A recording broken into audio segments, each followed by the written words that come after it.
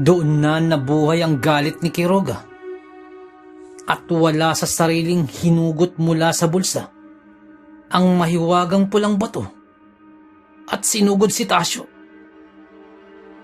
Agad namang nagpakawala ng palaso si Tasyo, pati na ang mga dala niyang alipores. Naghudyat na rin siya sa mga ito na sugurin si Quiroga, pati na ang bakunawa. Wala siyang kaedi-ideya kung ano ang papel na ginampanan. Nang nagkumpulan na ang mga alipores niya kay Quiroga at nakita ang paghihirap ng binata, kalmado nang naupo sa gilid si Tasyo at pasipol-sipol pang pinagmasdan ang nagaganap na labanan. Subalit, hindi pa oras para pumabor sa kanya ang tadhana. Isang bugha ng mapupulang usok ang pinakawalan ng bakunawa at tumupok at naging buhangin ang hindi mabilang-bilang na kanyang hukbo. Napatayo siya sa gilid dahil hindi makapaniwala sa nakita. Humugot na rin ang kanyang espada si Tasyo at patakbong sinugod si Quiroga. Hindi naman siya inatrasan ni Quiroga at sinalubong din ang kanyang pagsugod. Tagisan ng lakas ang naganap sa labanan. Parehong naging matalas ang isip at paningin. Pareho ding natapatan ng bawat pagsugod. Subalit magkaiba ang nais. Tagumpay na mapatay si Quiroga ang nais ni Tasyo upang maipagmalaki at hindi pagsisihan ni Saturno ang pagpili sa kanya. Samantalang ang maipaghiganti naman si Tio Aldo ang nangingibabaw kay Quiroga.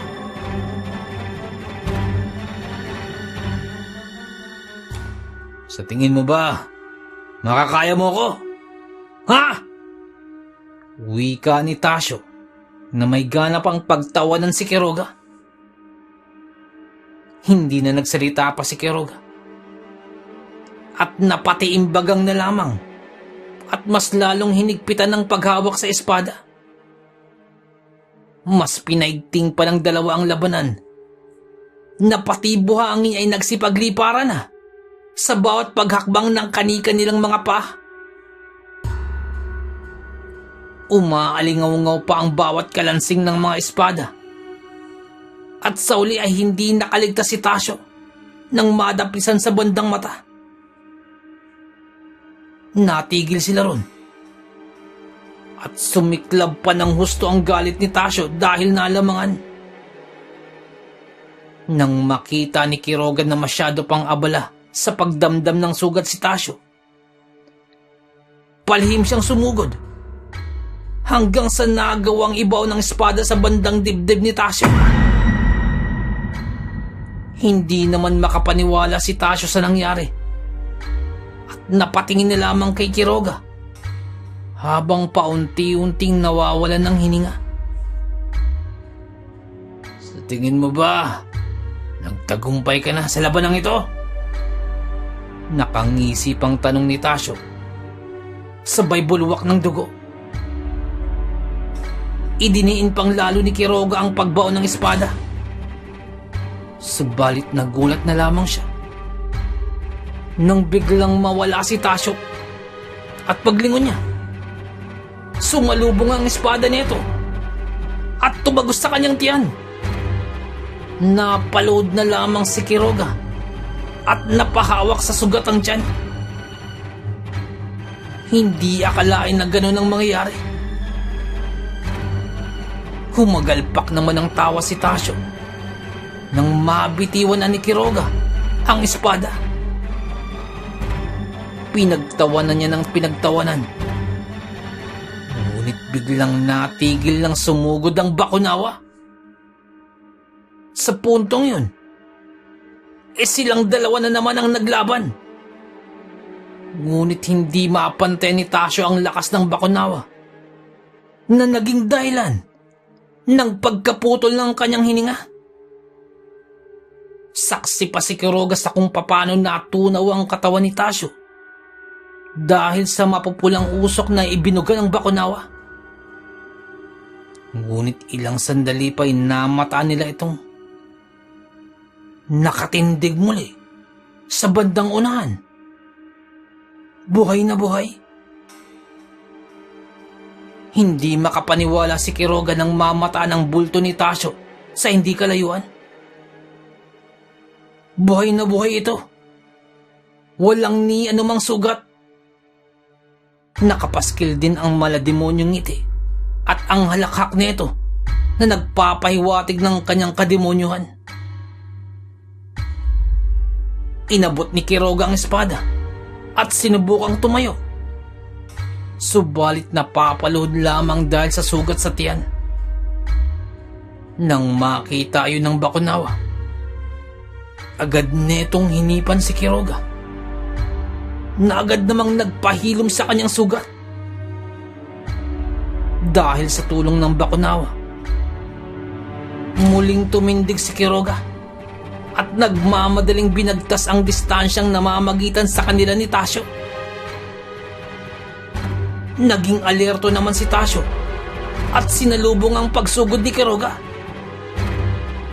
Kagaya kanina, tagisan ng lakas ang naganap at muling umalingaw-ngaw ang kalansing ng kani-kanilang espada. Habang nagtutos ang dalawa, sinamantala naman ng dalawang estranghero ang pagkakataon. Nagmamadali ang mga itong nilusob ang barong-barong at walang awang pinagbuhatan ng kamay si Miranda, hanggang sa mawalan nito ng malay. Nang masigurong walang nakakita, kinaladkad na nila ang babae at nagmamadaling lumisan. Ang bakunawa naman sa kabilang banda, nakaramdam ng panghihina nang hindi na malaya ng maitim na usok na dahan-dahang lumukob sa kabilang dako. Nakaramdam ito ng pagkahilo. Ilang sandali pa'y bumulagta na lamang. Gulat na napalingon sa gawin ng bakunawa si Quiroga nang marinig nito ang malakas na ingay ng pagbulagta ng higante. Sinubukan niya pa itong tawagin, subalit walang senyalis ng kamalayan nito. Dahil sa nalingat sandali ang pansin, kinuha agad ni Tasyo ang pagkakataong iyon at nagawang mapatamaan sa kaliwang balikat si Quiroga. Tawang-tawa si Tasyo dahil kita sa reaksyon ng huli na napuruhan ito. Mariin namang pagtiimbagang ni Quiroga dahil hindi lang hapdi ng pagkahiwa ng balat at laman, kung hindi ay may napansin pa siyang iba. Lason! Iniling-iling niya ang ulo nang makaramdam ng bahagyang pagkahilo. Dali-dali naman niyang naisangga ang espada sa atake ni Tasyo. Ngunit dahil bahagya na siyang nanghina, ay nadaig na siya nito. Nabitiwan niya ang espada matapos matumba. Bumangon naman siya agad, pero pinigilan ng lubusang paghapdi ng sugat ang kanyang kilos. Habang lumilipas ang bawat sandali,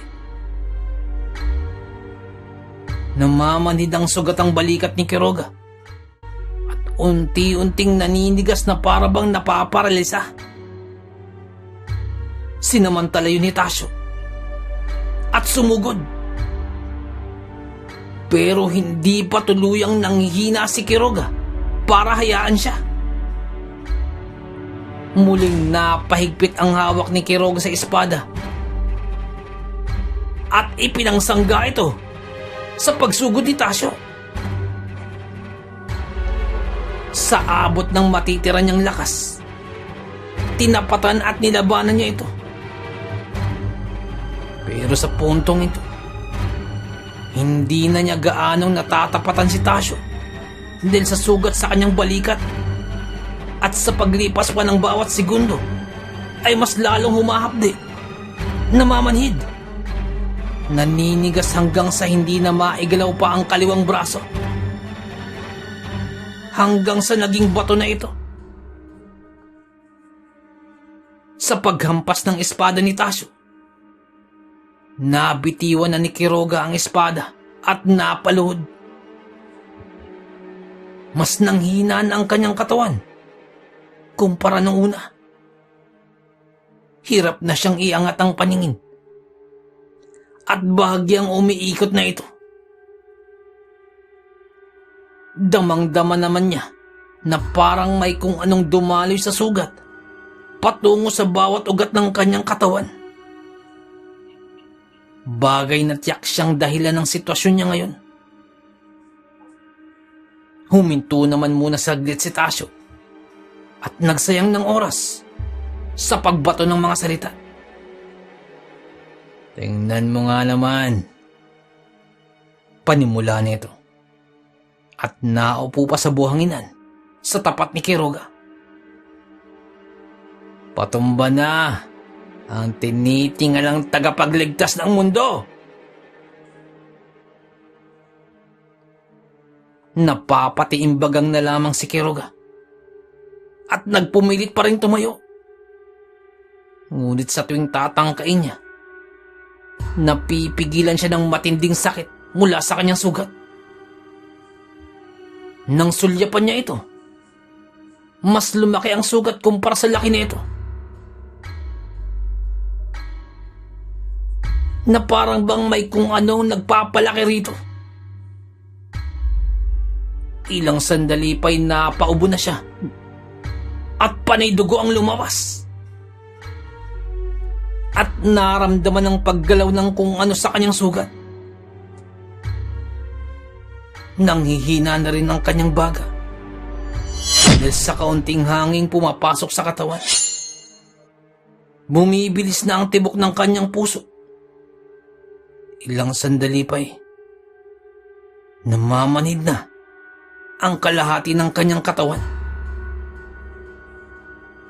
Nang makita ni Tasyo ang kalagayan ni Quiroga, mas napalakas ang halakhak nito at ginawang katatawanan si Quiroga. Ipinamukhang hindi karapat-dapat na maturing ang tagapagligtas. Sa lahat ng tagapagligtas na nakaharap ko,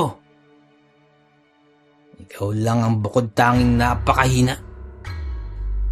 Walang laban sa lakas ng katulad kong pangkaraniwan.